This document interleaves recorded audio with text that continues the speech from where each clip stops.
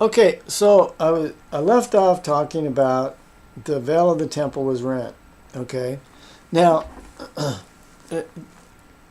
just so you know how the temple and the tabernacle was set up. Okay, it was just like a rectangular building, right?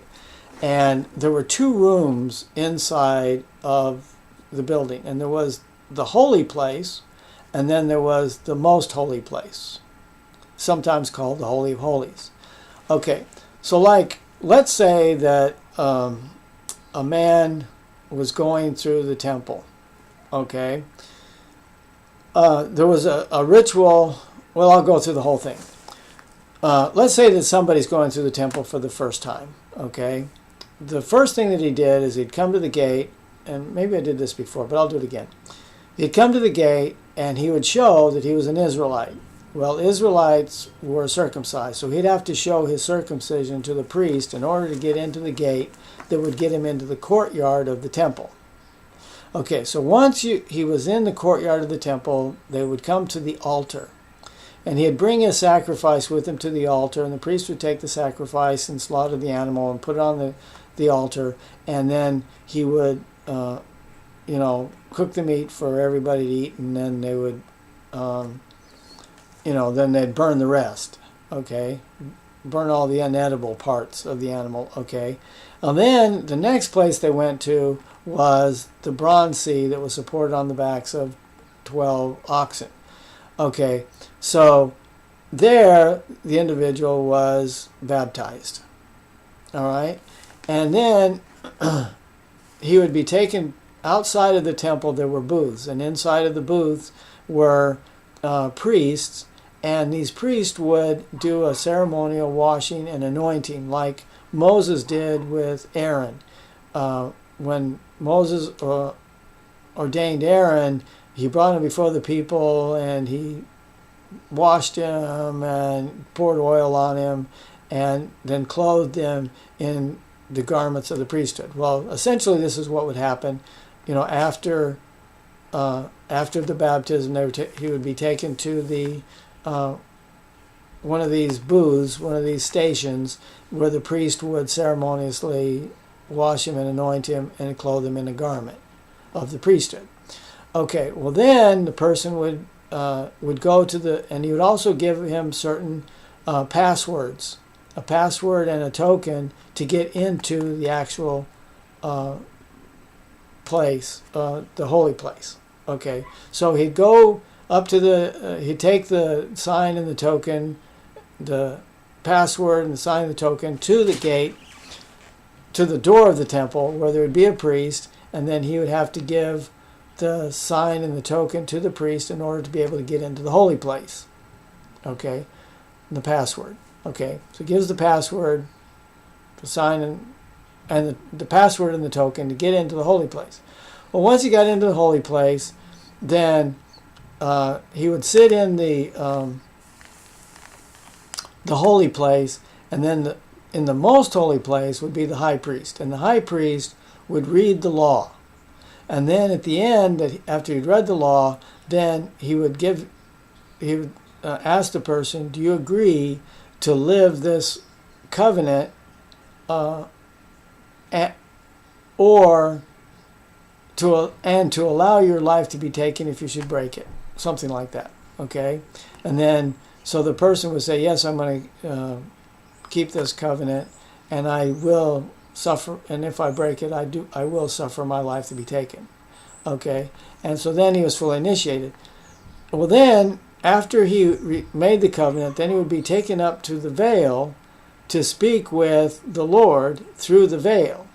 Okay, and so and then where the high priest would then give the person additional instructions, and then he was fully initiated then, and then the person would leave. Okay, so in other words, nobody passed through the veil at the beginning.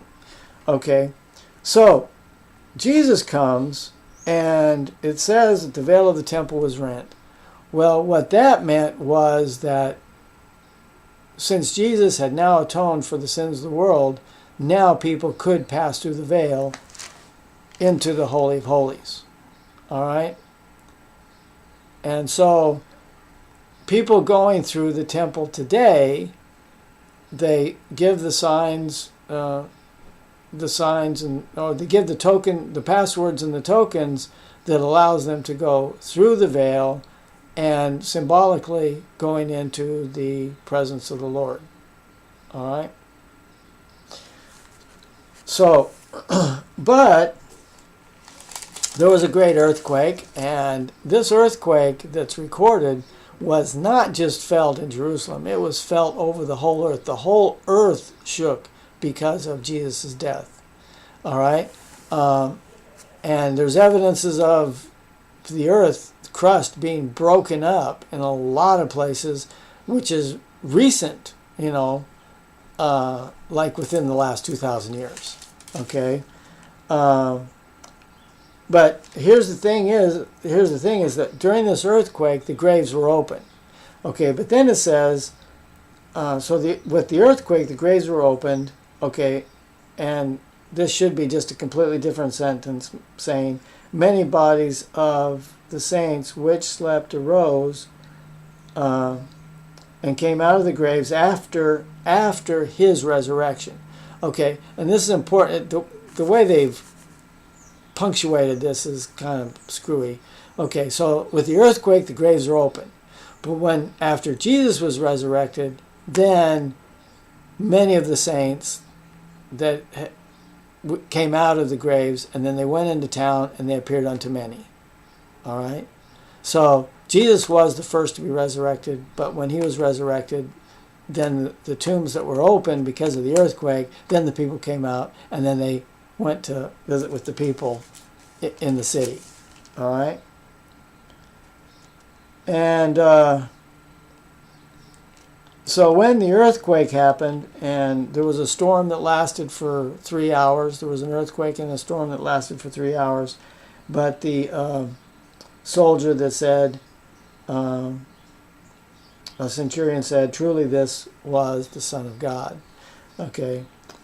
And then it talks about the women that were there ministering unto him, and Mary Magdalene and the mother of James and Joseph and the mother of Zebedee and their children and so on. Okay, now the Jews didn't want these bodies hanging around for the feast day. Okay, so Joseph of Arimathea got permission to take his body down and put it in the grave. Now, I'm sure most of you have heard of the shroud of Turin. Now, I personally believe that this was the burial shroud of Jesus. And there's been a lot of scientific work done on this shroud in recent years. I mean, when they did the carbon dating on it, they used a contaminated piece of material, and it said, well, this was made in the 1300s. And there's always those people that are trying to say that it's not a true thing, but the computer is proving that it is. Okay, the latest technology that I seen that used it, they've been able to actually bring out the details of the body and of the clothing and of all the other things that can be seen that they couldn't just see by just taking a photographic image. Like one thing that they discovered was a pendant that had written on it the Lamb.